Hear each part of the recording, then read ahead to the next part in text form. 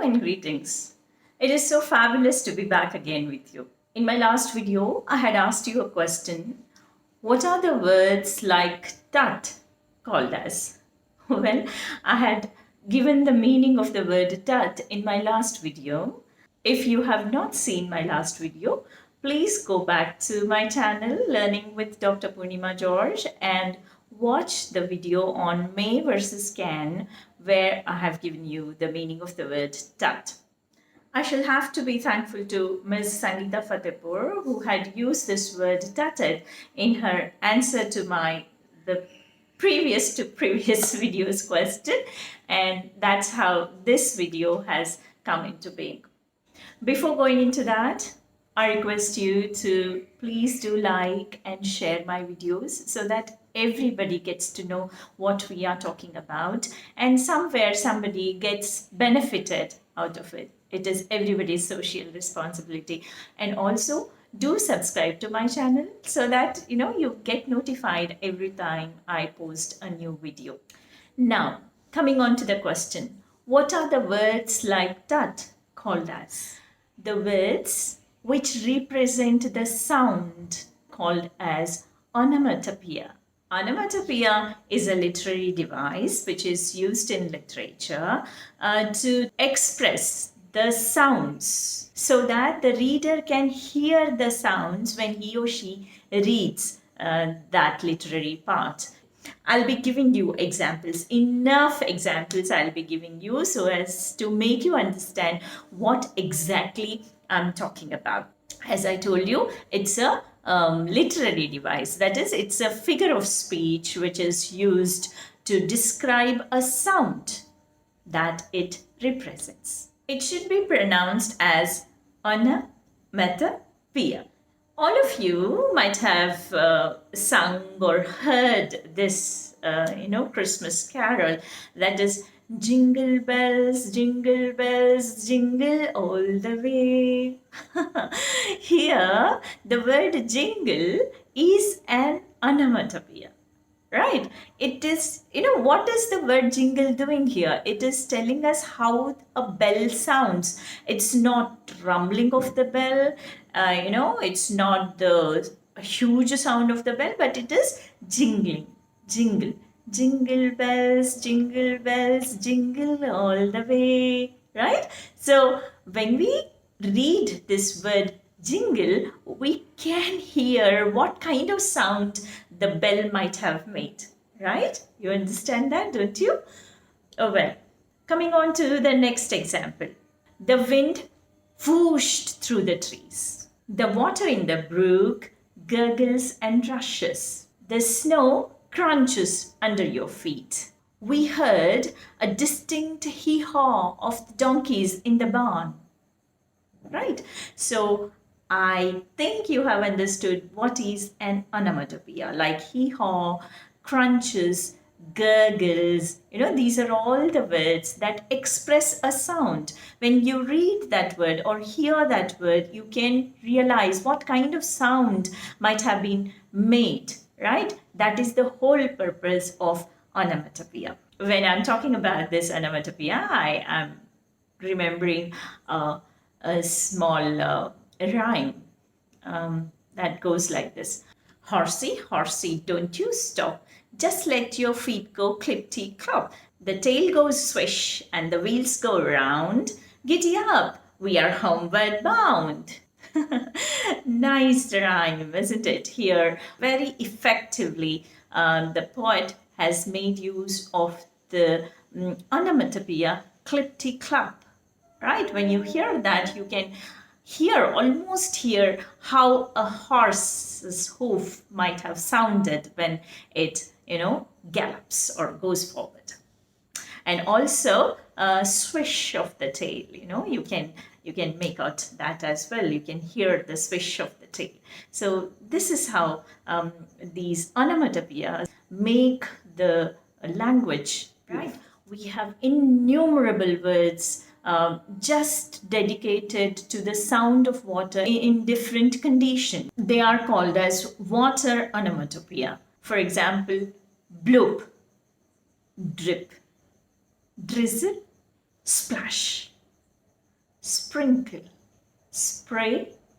These are all the words. I mean, there are many more such words out there. You can come across them if you do a bit of research. So I'm just tickling your interest in this area. I'm not giving you the exhaustive list of it. I'm just giving you few words, how the sound of the water differs with its intensity and the force or the intent with which it is flowing or it is thrown and things like that. So it's a beautiful world out there. Just go dive into it and try to understand what these words mean. So when we are talking about water, how can we forget this beautiful rhyme, that is I hear thunder, I hear thunder, oh don't you, pitter patter raindrops, pitter patter raindrops, pitter patter raindrops, I'm wet through, I'm wet through. A beautiful rhyme here it is, which talks about the sound of raindrops actually falling on the window pane. What kind of sound do they make? Pitter patter, right? So this is how the onomatopoeia help us to realize the sound of an object or things. There are innumerable vocal onomatopoeia. The sounds that we produce, they have various names in various situations. For example, ahem, belch, gurgle, giggle, growl, groan, murmur, whimper. All these are vocal onomatopoeias. Again, there are plenty of them. Well, let me give you some examples. The chirping of the birds is very soothing. Here the word chirp is an onomatopoeia, right? The sound that birds make, that is called as chirp. If you want to say something to somebody and you want to start the topic and you have a bit of nervousness before starting the topic, at that time you clear your throat, don't you? Like, right? So that also is used in the English language as ahem. Ahem, I want to say something to you. This is how that sound is being used, and it is written as ahem with an exclamation mark. Her groans were covered by the giggles of the kids. Sometimes, yes, mother's groans are covered under the giggles of the kids. Well, we are coming on to another area where we have a possibility of innumerable onomatopoeias, that is collisions. When two things collide or one thing falls on the other and things like that, we have various sounds produced over there, and so are the words to describe them. There are plenty of words to describe them. For example, bam, bang, clatter, click, crash, crush, thud, knock, smash, slap. All these are the words of collision. As soon as you hear them, you know what kind of sounds they make. When you want to enter a room, if it is closed or even if it is open, it is very gentlemanly or ladylike to stand out of the door, and even if it is open, say, knock, knock, may I enter the room? Just don't barge into the room just like that. So even if the door is open, you're supposed to stay out of the door and give the person inside to tidy herself or himself up. So Robert McLean has written a beautiful, poem, Blueberries for Sal. Right? In this beautiful poem, we get these three lines. I'm just going to recite three lines. Little Sal picked 3 berries and dropped them in her little tin pail. Kuplink, kuplank, kuplunk. This kupling, kuplank, kuplunk is the onomatopoeia. As she drops them in her tin pail. That is the sound that comes out of it so beautifully. First one is kuplink, second one is kuplank, because already there is another berry, so the sound differs.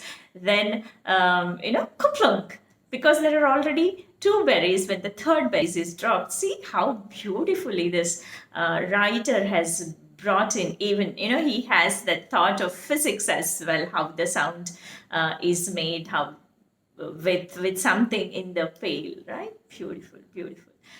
I marvel at these writers, the way they use language so beautifully. I hope you people get inspired by these videos and start using the language in the best possible way.